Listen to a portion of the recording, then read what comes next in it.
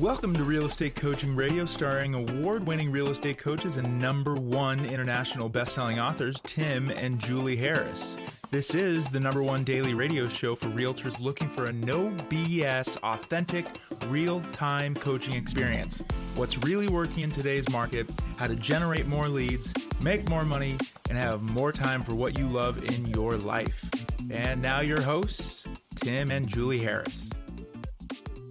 Welcome back. This is Tim and Julie Harris, and this is, of course, Real Estate Coaching Radio. And today is, really, it's part 2.5.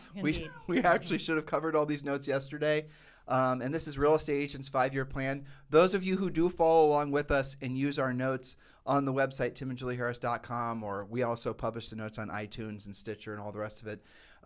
Be patient with us. Sometimes we go a little faster than our notes, or sometimes we go a little slower. I'd say 99% of the time we go too slow. Mm-hmm. So we're catching up on yesterday's points, but I think this will tee us up for tomorrow, which will effectively be year 3, even though technically it should have been year 4, but you guys get the gist of what we're saying. You're going to learn something, and even if you don't understand exactly what we're saying, just listen anyway, because you're going to love today's podcast. Yes, bottom line is your notes will be sequential, so just keep writing things down in order and you will be just fine. So we, again, created this podcast series, the Real Estate Agent's 5-year plan, to provide you a specific, practical, and tactical plan to meet or exceed your goals in your real estate career and ultimately in your life in 5 years, or even less for some of you. So again, today's show is about part 2.5. Keep your notes going. And as always, thank you for keeping this podcast the #1 daily podcast for real estate professionals. And remember to like and subscribe so that you receive every single show the second it's released. If you're on iTunes, please give us a 5-star review and then share with us why it is you liked that show. Your continued support and encouragement are always appreciated. Back to you. All right, good. So we are now moving on to actual specific year 2 rules, guidelines. These should be your minimum standards. So again, the idea behind this process was to help you formulate what exactly you should be setting as your goals for the first 5 years in your career, the things you have to be doing, and what you should be accomplishing as a result. Accomplishing in the form of actual work product, but actually what you're going to accomplish from the profit you make from your work product, how you're actually going to build wealth and become rich where your money works for you, you no longer work for your money. That's what we're going to start getting into more today. That's right. So year 2 assumes that you accomplished what was set out for you in year 1. You have your pre-listing package done, your presentations, all of those great things.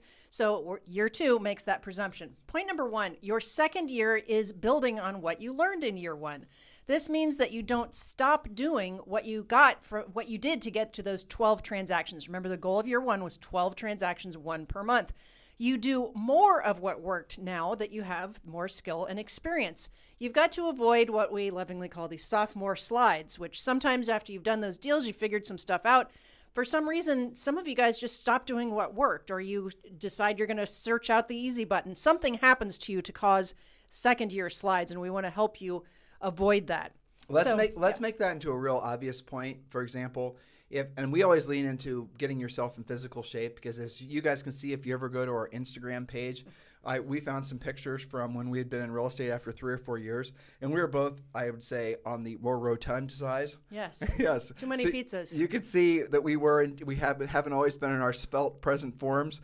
But the moral of the story is that if Julie and I stopped working out every single day, doing the fundamentals of what we were supposed to be doing, we would inevitably slide back into our more rotund, shape. Selves. Right, and especially if we could start eating pizza again. But that's it. So if we start eating pizza again, we stop going to the gym, then we're going to lose all the momentum that we've built over the last 2 decades, to get to the point where we are physically, right? And the same thing will happen in your business, but it won't take that long for you to slide back. If you stop doing the very things that you were learning to do in year 1, and you stop doing them when you get to year 2, and you start substituting the lead generation that you're doing proactively with passive lead generation, and that is what you convince yourself will be your primary source of lead generation, because after all, prospecting is only something new agents do. Isn't that what some of you have been told? Well, you stop doing it, and you're then starting to buy leads, and you're going to see how quickly your profit margins will go to crap, and you are off the plan. You are no longer following the plan where you're going to have lots of profit to reinvest into things that will make you passive income. So I want you to keep all these things in mind as Julie progresses to point number 2. Indeed. So point number 2, focus focus on net profit, not so much on units. Some of you guys get sucked into that unit business. But you're going to complete a new real estate treasure map, increasing your production goal by 20%. 12 to 18 closings this year, 18 closings based on the math we presented to you yesterday, should net you a minimum of $216,000 gross commission income. You're going to use whiteboards for visual accountability. Now, the whiteboards are discussed both in the Harris Rules book and in your coaching program, so you should be familiar with that. Well, Real Estate Treasure Map, you guys can get a free copy of that, a free copy of the Real Estate Treasure Map. Just text the word Harris, our last name, text the word Harris, Harris, to 47372, and we'll text you back a link to download the Real Estate Treasure Map. You want to do that urgently. It is really, it's the first thing when you guys hire us to be your coaches and you work with one of our great coaches, you're going to be asked to do the treasure map first thing, because that does create your own personalized 5-year plan. This is just the broad strokes of what we'd like to see in everybody's 5-year plan once they finish the Real Estate Treasure Map. So just text the word, our last name, Harris, Harris, to 47372. And remember, message and data rates may apply. That's right. So point number 3, now you can get serious about your magic number of listings. That's the number of active listings to have at all times in order to meet or exceed your goals. Again, assuming that you've done the treasure map. Exactly. We're starting to now assume that you are in alignment with the Real Estate Treasure Map. You're in alignment with what Julie and I teach you guys to do. You're starting to move forward professionally. You're starting to build a profitable, predictable business. Maybe you've read our book. Julie mentioned it a second ago. It's available at Amazon and all other major booksellers, Barnes & Noble and the rest of it. One of the best-selling real estate books of all time for real estate agents.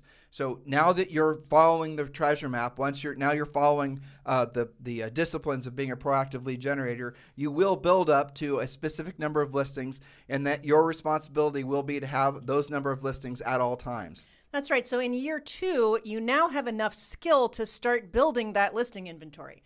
3 to 4 listings at all times are appropriate for most agents. Upgrade the quality of your presentations if necessary. Have 5 pre-listing packages assembled at all times, ready to send as you set appointments. And then, of course, lather, rinse, repeat. If you don't know what any of these things are, like a pre-listing package, you definitely need to join our coaching program. More on that in a bit. Point number 4, Julie. Yes, because you now carry listings, you can start referring your buyer business to buyer partners, not buyer agents on your, quote, team. We talked about that you don't have to do that. And we're talking about buyer partners who pay you referral fees for qualified buyers that you're going to take off of your plate. You then will keep 1 to 2 active buyers at all times who should be your listing clients who are buying with you, or repeat clients, relocating executives in good price ranges. You get to decide. You should have 1 or 2 active buyers at all times, even as you get more and more successful. But everyone else, you can have referral buyer partners that you can use in different price ranges and geographic areas. Now, so let's help them understand what that means. Yep. In a day and age where essentially buyers agents are abundant, there's no reason for you to actually have a staff of buyers agents that you are responsible for, because you can actually make where you're responsible for in the sense that you have to provide them buyer leads. Because in this day and age, you can actually make more net profit. Remember, that's what Julie and I are all about, by taking a buyer lead and referring it to an independent agent. Now, you can have a self-organized team. You can have a team that works like that. You can have a team of 10 agents or 20 agents that you're regularly referring leads to. And these are all agents that are focused primarily on being buyers agents. Now, you do have to pre-qualify those leads first, because we do absolutely want you to pull out all the listing leads, all the buyers that have houses to sell. You definitely want to get those listings. Now, maybe you'll come across some people that you actually want to work with. And Julie's previous point was just that. Make sure you do have at least one buyer you're working with at all times, because it does keep you at the forefront of what's going on in the market. You can't learn about the market just from going on listing appointments and looking in the computer. You have to be out there actually kicking in doors with everybody else. Yeah. It may be 2 buyers, but the point is don't have a bunch, because then it's going to give you an excuse not to chase the sellers, and then you're going to be back on the buying buyer leads up and down income food chain. But when you have buyer leads, when you have a bunch of listings, you are going to get a bunch of calls. We are going to show you how to pre-qualify them. We're going to show you how to pull out the seller leads, and you keep those for yourself. And then the ones that are just straight up buyers, then you refer those to other agents. Those other agents will pay you a 35% referral fee. Well, get ready for this. I know for a fact those other agents will pay you a 50% referral fee, because companies like Cardis and other relocation companies are charging exactly that. The normalization of referral fees, it was 20 or 25% maybe a decade ago. Then it crept up to 30 and 32%. Listen to me, podcast listeners. There's tens of thousands of you hearing my voice right now. It's going to be normalized that agents are going to start giving up 50% of their commissions for a buyer agent referral. Julia is going to do a podcast on that. We're talking about all these. So we've been able to pay attention to what publicly traded real estate companies are planning on doing to essentially make more revenue. Number one was they're going to, and this was actually a quote, and I think it was, I forget where you're going to do that, but Compass actually said they're going to start reducing the commissions that they pay to agents. In other words, the brokerage is going to start keeping more of the margins and giving away less to the agents. Number two, you guys can read this yourself or just wait for the podcast. We'll prove it to you. And number two, agents are going to be asked to pay a hell of a lot more in the form of referral fees, not just from Realo companies, but Zillow and all these other companies. And you know what? I know for a fact agents will pay it because there's a whole generation, last 10 years of agents that came into the business.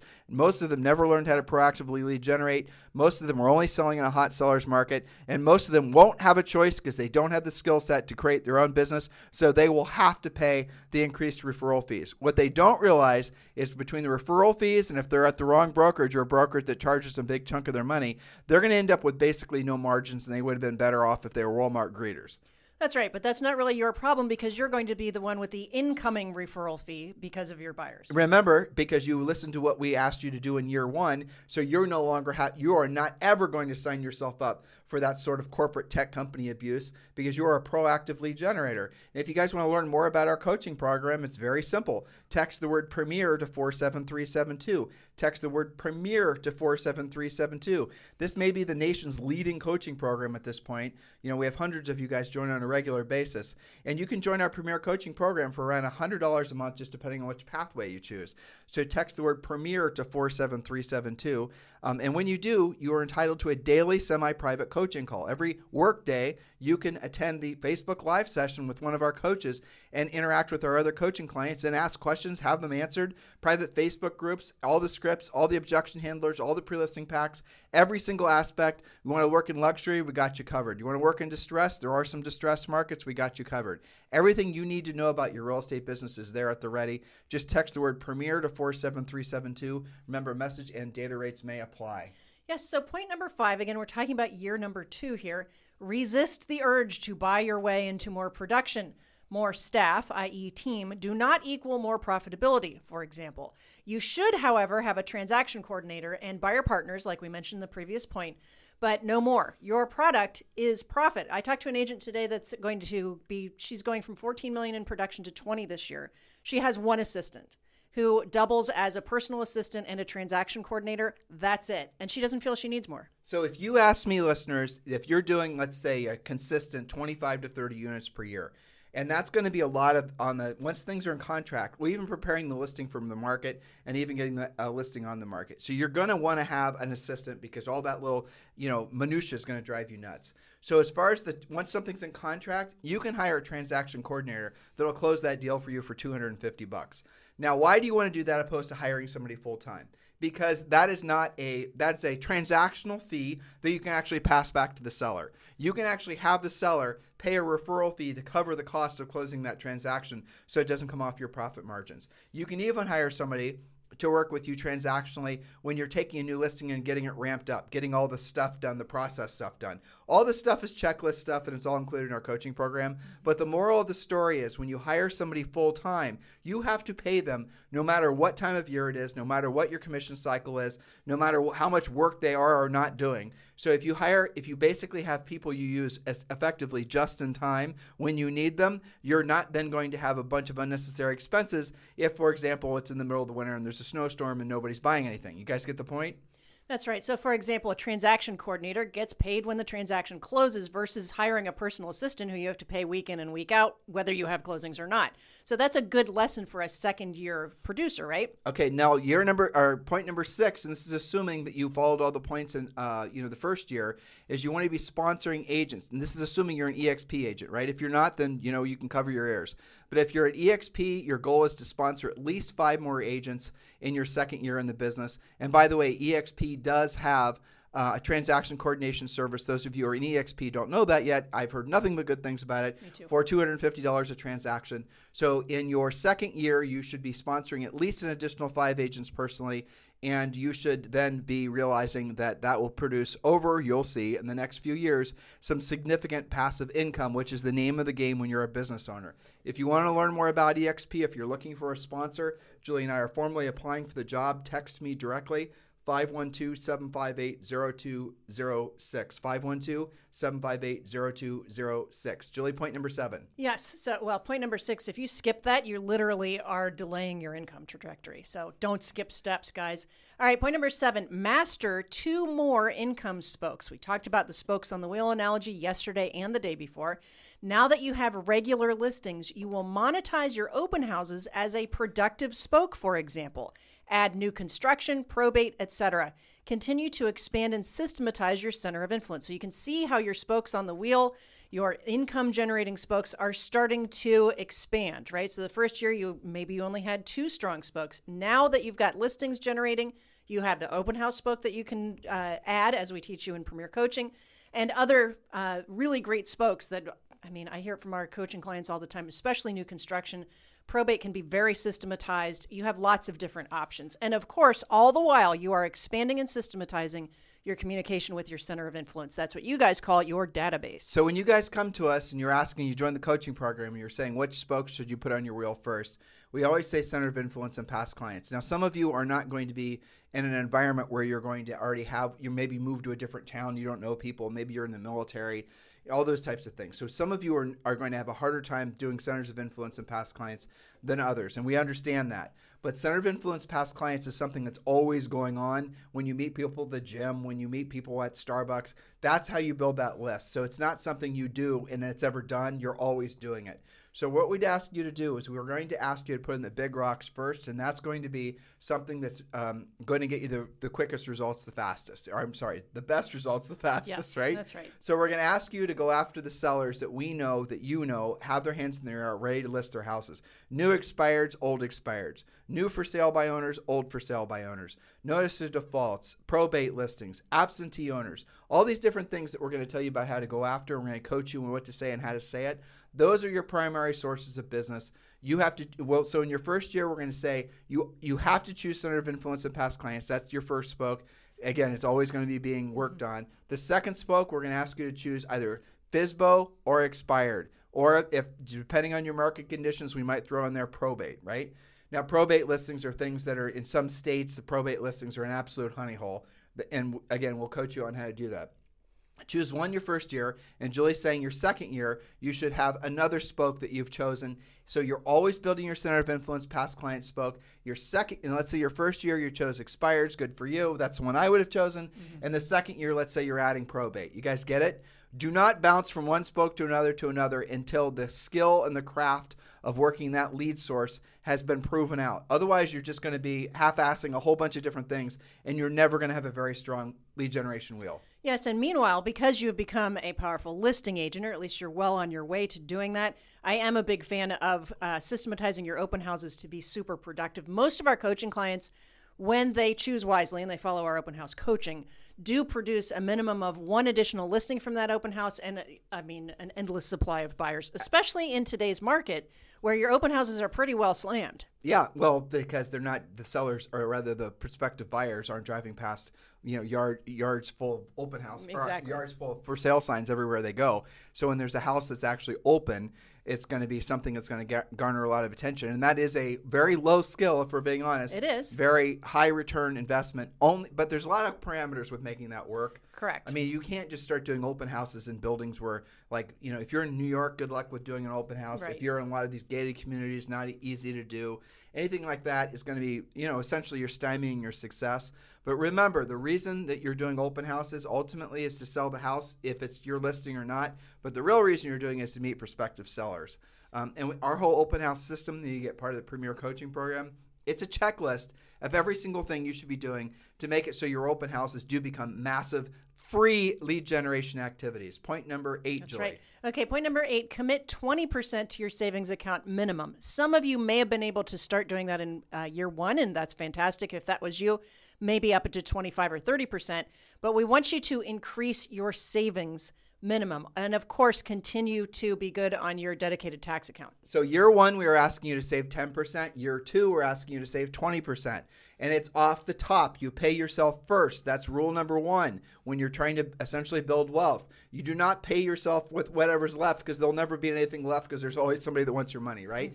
So when you make $10,000 or whatever it is, and you're putting 20% aside, you put $2,000 in the savings account. Now, what are you supposed to do with the savings account? Because it's hard to rationalize having a bunch of cash sitting around in an inflationary time like this. But you should have at least, ideally, 6 months worth of actual money set aside to cover your own personal reserves. For example, let's imagine we're back in the COVID lockdown era, and no one knew what the hell was going on. The government had not come out with all these programs. There were not all these things that were coming out. We have all been addicted to basically the government saving our asses and compensating for the fact that people don't save. Let's say there's an era where that doesn't happen. Let's say, for example, there's another lockdown. There's something that's disruptive, and you have 6 months worth of cash savings to cover all your personal family bills. You're fine. You're not stressed out. You're not freaking out. You're not freaking out. You're not waiting around for some president to authorize mailing you $50, right? You guys get the point? So the first thing you should be doing is with that 20%, squirreling that away, keeping it out of the tax account, keeping it out of the operations account, keeping it out of the designer sneaker account, keeping it out of the horse feed account, and you're supposed to put that someplace where you always have that financial security. The funny thing about financial security is that it actually makes you more effective at essentially doing what you don't want to do when you don't want to do it at the highest level. When you have a sense of financial security, it's one less thing, like knowing you've got 6 months worth of savings is one less thing that will creep up and cause you anxiety. So if you're talking to a seller, you're going to be a lot more calm, cool, and collected because you know you've got financial security on your side. Whereas if you didn't, now you have the anxiety of talking to that prospective seller, and you have the anxiety of worrying about your finances. You guys get it? Yeah, you know, the most stressed out agent you'll ever talk to is negotiating something like home inspections. Where they need the money. Where the agent really needs the money. They're very stressful to talk to because they're the ones freaking out often more than the client is. Right. So you don't want to be in that position. It makes you have not great decisions. Your filters aren't really tuned in. Well, they lose the deal because the other parties Almost can sense the other part. Well, here's what they do. They lose the deal, or to keep a bad deal together, they give up their commissions, and they end up with nothing. That's right. So again, you have to do these things sequentially. The old fallacy of humans in general, not just agents, but definitely with real estate people, is they think that they're going to somehow save and cover up their financial misdeeds, their financial sins, with one big closing. You know, something's going to happen that's going to cause some liquidity event. Well, maybe if you're blessed, that one day happens for you. But if you're having to use that money, that little surprise, financial closing, whatever, to cover up for all the debts you've accumulated or the money you should have been saving or all the other things, then you're just right where you started. Whereas if you've been disciplined, like Julie and I are prescribing to all of you guys, and you've done it every single day with every single check, you will be like, you're going to be like the squirrel who basically is completely prepared for whatever and however long the winter might be.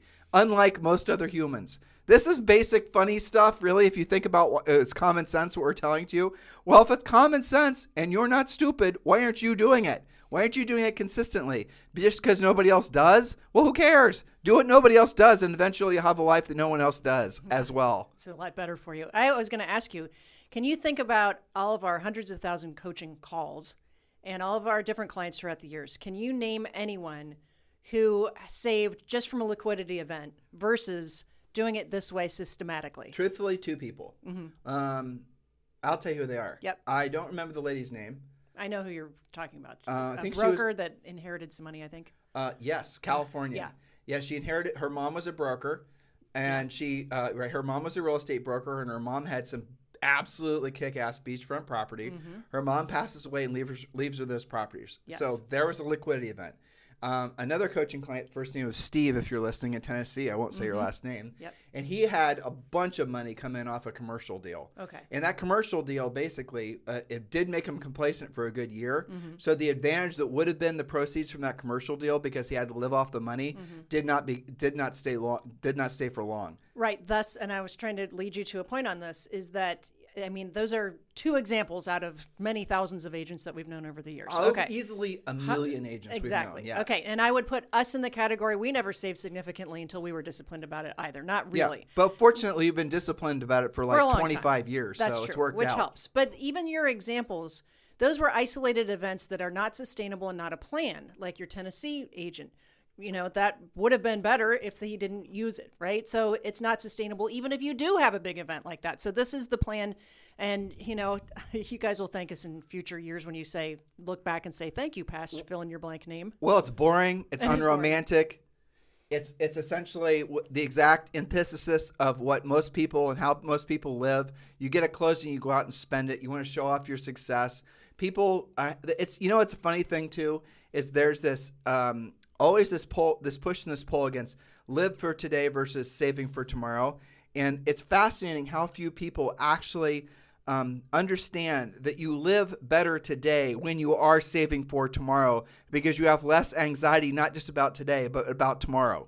And the people who have a tendency to get money and spend it all really quickly, which is frankly a lot of people, they're doing that just out of the lack of really being able to see them project themselves into the future. This is actually a boring subject that we bring up occasionally because Julie and I, we want to figure out a way. If we could take you and take a picture of you and take a picture that you actually emotionally connected with, and we then were to project you into the future by 5 years so you can see what you'd look like, see what you not just looked like but felt like, you would most certainly do this plan. But the problem is that humans can't see themselves into the future. And this is something Julie and I have talked about on this podcast. We've written about. We've tried to understand. And it is true. That's one of the main we are not wired for some damn reason, frankly, to be able to project ourselves into the future in such a way that will be motivational for us in the present to do what we don't want to do and we don't want to do at the highest level. That's the reason ultimately you can't really count on dream boards and goal boards and all of that. You just have to ratchet it back and just have the discipline of doing the activities that are necessary that particular day and not overthinking it. As soon as you get into the mindset aspect of the future version of yourself, that's where you're going to lose the whole thing, because it seems to go against human nature. It does. I read a psychology article about that, and psychologists suspect that it is related to our original programming for survival today. Mm-hmm. That's why you're so much more present with today. You're really tuned into who you are right in this moment versus trying to think about yourself 5 years from now or even 3 years from now. They studied that.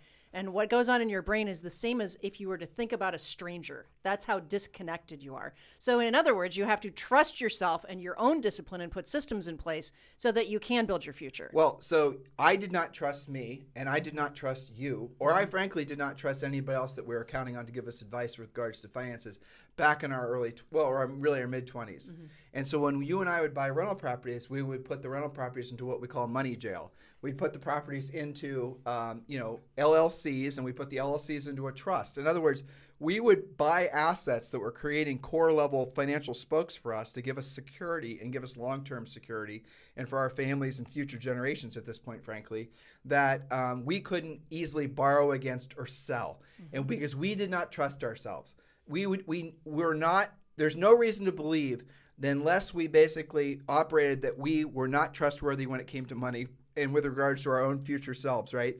That we would have ever been where we are. The reason that we are where we are financially is because we followed our own advice. We assumed that we would make dumb decisions if we did not force ourselves to save, and force ourselves not just to save, but with whatever we did save to put it in such a way that we could not easily get at it. Money jail. And that money jail is what we call it. And that's one of the, frankly, the smartest things we've ever done. I would agree. And I see other people doing some things similar now that Julie and I are, breathing this more rarefied air. Every single person we know that has ever accumulated anything has always treated their finances very similarly. They put their money into some sort of structure that then will give them financial security that they will then not ever have an easy access to, borrow against, to leverage, to lean, to use, to go to Vegas. You guys get the point? So you got to fundamentally assume that no matter how many financial books you read, you will always be a financial idiot. And you have to build systems around your idiocy, I guess the nice way of saying it. It is. So that leads us to point number 9. Utilize your EXP Express offers and or your guaranteed home sale program, both of which we teach you in coaching, to purchase at least one rental property. Put that equity into money jail for the future you. And then point number 10, which probably should have come before this point. Let me drill down on that, Julie. Go So if you are a listing agent, if you're an agent in the marketplace right now, and you do not have access to an in-house iBuyer program, you are at a disadvantage because you're going to go on listing appointments, and you may be competing with other agents. You probably will be, but you are also going to be competing with the institutional iBuyers. What would be like? Give me a name of one. Open Door. Open Door, right? You're going to be competing against an Open Door type company that, yes, is going to net the seller less, but the seller might be willing to pay that or accept that less, amount of money for the convenience that they perceive Open Door will be offering them. Well, wouldn't it be amazing if you could walk into said listing appointment and say, listen, Mr. Seller, we have a couple different paths we can go here. One, we can retail the house, and this will be the result. Two, if you choose after a certain amount of time, if you want to essentially move things along more urgently, I can bring you an offer from Express Offers because I'm an EXP Realty agent, and I can essentially have the house sold for you, liquidated for you inside 30 days. Now, here's what will happen, and this is how Julie and I accumulated a lot of our rental properties when we were selling real estate, right? Is that we had a guaranteed home sale program, which is essentially what all these Open Door type companies are doing. And Julie and I, and again, we tell you about this in the coaching program, but we would get, when we got people that would call us out to list their properties, and most of the properties that we listed, we had absolutely no connection to the seller. We were not coming from real estate backgrounds. Every single listing we went on was hard-won new client relationships for the most part until we've been in the business for like 5 years. And then we started getting really great business from centers of influence and past clients. But the moral of the story is one of the reasons they would call us out is because on every single for sale sign, it said guaranteed home sale program. Guaranteed home sale program. And they'd want to know about the guaranteed home sale program, and they would call us out. And I remember times we'd go out on the listing appointment, and they would say, great house, very sellable in the marketplace, seller wasn't overpricing, there wasn't an equity position, the house would have sold right away. Maybe in our market, it would have taken 90 to 120 days to get proceeds, just because the market wasn't like it is now. And they would say, you know what, I don't have the time or inclination, or I just inherited this, so I do not care about leaving 20 grand on the table. I called you guys out to do a guaranteed home sale program. So Julie and I were able to buy these properties with 20 to 25% equity right when we walked into it, which, by the way, we could then use for qualifying for the mortgage when we bought these houses originally, in some cases close to 30 years ago. You guys get the point? So this is how you can use these types of programs to work in conjunction with your overall wealth building plan. Yes, and if you don't get the point because something's going off in your head saying, but Tim, but Julie, houses sell themselves. Why would a seller call about a guaranteed home sale in this market? You're missing the point. Many sellers, to your point, will do it out of convenience. We had some that they just flat out didn't want to be walking through their house. They were just weird about that. Of all the ones that we bought, okay, I only remember one, which was a true fixer. The rest were actually really nice houses, and they got relocated. Or, to your point, they didn't want to mess around with retailing the house. Yeah, it was a convenience or a privacy issue. And those people are always in the marketplace. Those are the people that are going to Open Door. And now you have this big influx of, people with VRBOs that maybe they want to sell. You have different, all kinds of different opportunities. Open your mind to realize that real estate, and I don't care if rates are going up, I don't care if rates are going down, I don't care what's in the news, it does not matter. Real estate is the best business to be in because you are selling something that people always need. No matter how old you are, no matter where you are in life, unless you are in the unfortunate position of being homeless, you will always need a house to live in. The house might be a rental. The house might, and then as you basically can afford it, a lot of people have a tendency to buy multiple houses or they buy investment properties. You are selling something that everybody needs. That is not true for virtually any other industry. If you're selling, how many other businesses can you possibly think of that you have something that everybody wants to buy? Everybody every single human is in real estate. They are either renting or buying, want to buy, want to sell, want to buy more, want to sell more. Every single human is in the business. If you sold boats, I sure as hell don't want a boat. Nope. Julie doesn't want a boat. Don't need to, don't have to. You're in the boat business. We got nothing to talk about. If you want Jets, same thing. No jet. Well, I can give you a list of billion miles long of all the things I could give a rat's ass about. I know. It's actually the closest thing that I ever come up with. Toilet paper or utilities, right? Water. Or water. Yeah. It's something that everybody needs, right? So energy. Energy. Yep. That's right. So point number 10, assuming that your high interest rate consumer debt is now paid off, refer to your number 1, start to invest in non-risky funds and keep buying your EXP stock at a discount with your commissions. If you still do have debt to pay off, prioritize paying it off, especially if it's high interest rate. Right. And so we're going to talk a little bit tomorrow about the different index funds. We're not, stock pickers or nothing. We're just going to give you the overview of an investing, I would call it strategy, philosophy. Yeah. And it comes from Warren Buffett, and we're going to tell you what Warren Buffett suggests that you do. But remember, Julie and I are not in the securities business. We're not licensed. We're none of those things with regards to stocks and whatnot. We're going to plant the seeds, then you guys are going to be off to the races, do your own homework. But there are disciplined ways. So here it is. You've produced this consistent cash flow business. You have very high profit margins. You now have no debt. This is year 2. You now have picked up some rental properties. You're now having income come from maybe 1 or 2 different places. You're doing fantastic. Congratulations. You're still not so far. You still haven't gained enough altitude in the plane that you can pull back on the throttle. You still are working on getting up to cruising altitude. That's going to start happening in the next year, in year 3. You're going to start seeing the momentum, the benefits of the momentum of all the work you've done up to that point. That's when things feel magical. That's when all of a sudden, up year 1, year 2, and maybe year 3, frankly, you're going to question yourself why you're so crazy to be in this real estate business. Because your friends are going on vacation when you're working. Because your friends are, attending Johnny and Susie's baseball and t-ball team. And while you're out working, because you're working and they're not working. Because people have normal lives and you have a life that's set for a higher purpose. And it's not until if you give up, if you don't stay the course, then you're going to be right back where you started. If you start thinking, well, nights and weekends are just basically for barbecues and drinking beer, you're going to be right back where you started. You have to be dedicated to your goal, dedicated to being financially free. You have to work like hell in at least the first few years for you to actually build enough momentum. Because remember, most agents fail within the first 24 months. It's because they quit too soon or they choose the wrong path when they get started. They choose the wrong direction when they get started. In other words, the direction that they chose would never get them to where they wanted to go in the first place. Or they choose the right direction, but they stop doing the necessary things to stay on course. Hopefully all this makes sense to you guys. That's right. So that was 10 points, rapid fire. Hopefully you guys were taking good notes. So circle the ones that, that you really want to drill down on, and underline the ones you're already doing well at, and you're going to be putting together a bit of your own plan. But remember, that's to be assisted by the real estate treasure map, so don't miss out on that. So, Julie, you're going to do the CTA since you brought it up. If they want the real estate treasure map, what do they text? Harris, Harris, to 47372. Don't delay. That goes hand in hand with everything that we are doing. What? You forgot the SMS disclaimer. Oh, yes. Something will apply. Oh, see, I've said it a million times. She doesn't even listen. Message and data rates may apply. Yeah. Hey, guys, thank you for continuing to make this the #1 listened to daily podcast for real estate agents in at least the United States.